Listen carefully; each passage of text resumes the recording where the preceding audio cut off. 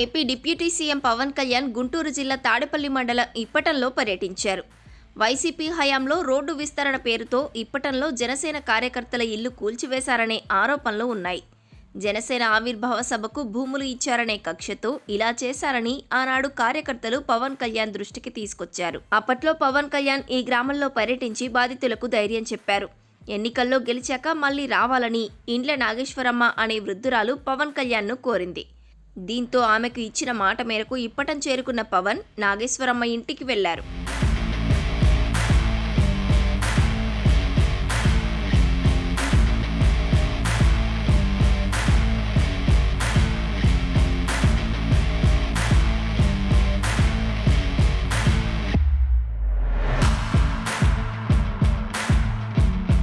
పవన్కు నాగేశ్వరమ్మ ఆప్యాయంగా స్వాగతం పలికారు. ఆమెను పవన్ ఆత్మీయ ఆలింగనం చేసుకుని యోగక్షేమాలు అడిగి తెలుసుకున్నారు.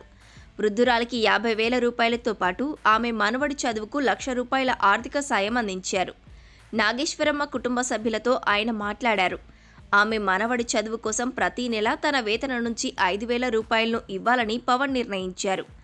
ఈ సందర్భంగా నాగేశ్వరమ్మ పవన్ కళ్యాణ్ను ఓ ఆసక్తికర కోరిక కోరింది. నాన్న, నువ్వు 5 సార్లు సీఎం కావాలి, నేను చూడాలని అంది. దీంతో వెంటనే పవన్ కళ్యాణ్ ఓ చిరునవ్వు నవ్వి వదిలేశారు.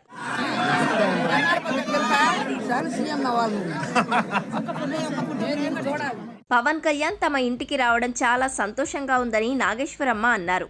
ఇంటికి పెద్ద కొడుకులా యోగక్షేమాలు అడిగి తెలుసుకున్నారని ఆనందం వ్యక్తం చేశారు. ఆరోగ్యం జాగ్రత్తగా చూసుకోవాలని సూచించారని ఆమె చెప్పారు. కుటుంబానికి అండగా ఉంటామన్నారని అన్నారు. మళ్ళా నెలకు 5,000 కొడుకు నా మనకు ఇస్తానని వాగ్దానం చేశాడమ్మా. నేనేమో లెక్కకి పోయారు, కవర్ ఇచ్చారు. ఇంకేమో డబ్బులు రాస్తానన్నారు, పింఛన్ రాపిస్తానన్నాడు. నేను అసలు ఏం అడగలేదమ్మా. ఒక మూగ మనవాడికి ఉద్యోగం అడిగా, అది ఖాయం అన్నాడు. నెలకు 5,000 చదువుకు పంపిస్తానన్నాడు.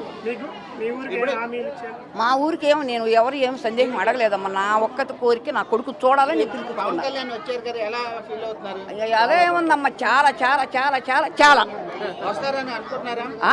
నేను ఎదురు చూస్తాను. నా కొడుకు ఇంకా సీఎం అయిన తర్వాత అమ్మా నువ్వు సీఎం అయినా కూడా నేను నిన్ను తీసుకెళ్తాను అంటున్నాడు. నువ్వు పొలం వెళ్ళొద్దు అన్నాడు. నాకు కాళ్ళు ఒత్తుతున్నాడు. నువ్వు పొలం వెళ్ళొద్దు అంటున్నాడు నన్ను.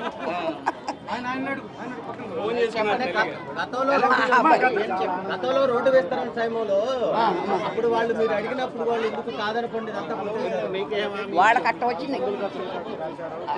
ఆడ బుద్ధులట్ట మా వచ్చేసింది. ఏదో నేను కొంచెం గట్టిగా ఉంటా. ఈ కొడుకు అంటే ఇష్టం. ఇద్దరు కొడుకులు కాబట్టి తల్లి నేను. ఈ కొడుకు మీద నా ఆశ. నన్ను పొలం వెళ్ళొద్దమ్మా నువ్వు నేను ఉండాలంటున్నాడు నా కొడుకు నన్ను.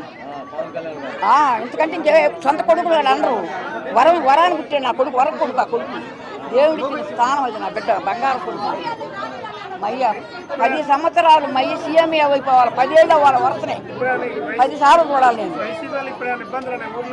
ఏమి లేవమ్మా, మాకు అసలు ఏమి లేవు. చంద్రబాబు నాయుడు గారు బాగానే ఉంది, లోకేష్ గారిది బాగానే ఉంది, అంతా బాగానే ఉందమ్మా. మాకేమి లేదు, అన్నీ బాగానే ఉంది. ఒక పోసమ్మా బస్సు అడుగుదాం అనుకున్నా, నా కొడుకుని మర్చిపోయా. అదే రోడ్డు అంటే ఇక్కడేమో సరిగ్గా ఉంది, అక్కడేమో ఇరుగ్గా ఉంది. ఊళ్ళోనేమో రోడ్డు ఏర్పద్దు, ఊరు బట్టి వచ్చింది అట్లా ఉంది.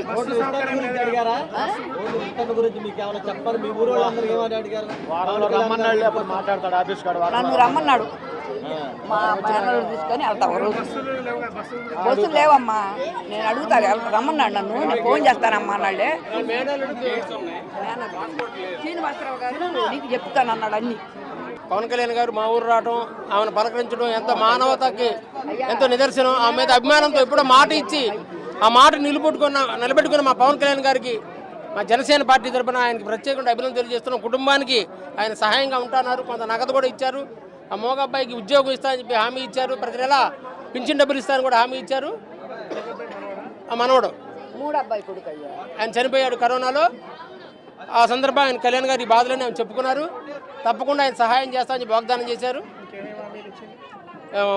విడిగా ఒకసారి కలవమన్నారు. మరలా మళ్ళీ కొండలరావుని, తిరుమల శెట్టి కొండలరావుని, జనసేన పార్టీ మంగళగిరి నియోజకవర్గం కళ్యాణ్ గారికి ఆఫీస్ ఇచ్చాను నేను. ఆ నియోజకవర్గ ఆఫీస్ మంగళగిరిలో మన వారాహి అని కూడా మా దగ్గర కళ్యాణ్ గారి మాకు అంత అమితమైన ప్రేమ, అమితమైన భక్తి, ఆ సౌహృదంతో ఈరోజు మా ఇంటికి రావడానికి మాకెంతో సంతోషంగా ఉంది. ఈ జనసేన పార్టీ తరఫున మా అత్తయ్య నాగేశ్వరమ్మ గారి తరఫున పవన్ కళ్యాణ్ గారికి అభినందనలు, కృతజ్ఞతలు తెలియజేస్తున్నాం.